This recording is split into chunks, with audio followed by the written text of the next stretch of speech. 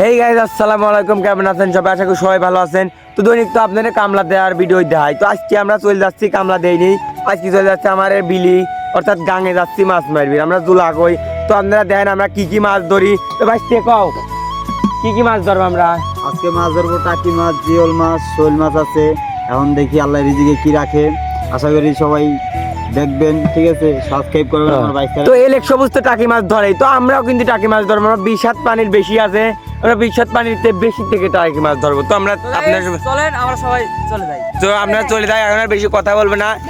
ওই যে আমাদের জুলা বলে, তো আমরা চলে। তোমরা যে এখানে মাছ ধরতে আসছো, ঠিক আছে, অনুভূতিটা তোমাদের কিরকম?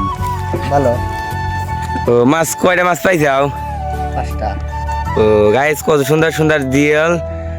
এই ভাই কিন্তু মাছ মারছে, আমরাও কিন্তু মাছ মারার জন্য এসছি। ও যে একজন আছে। তো কাকা, আপনি মাছ পেয়েছেন?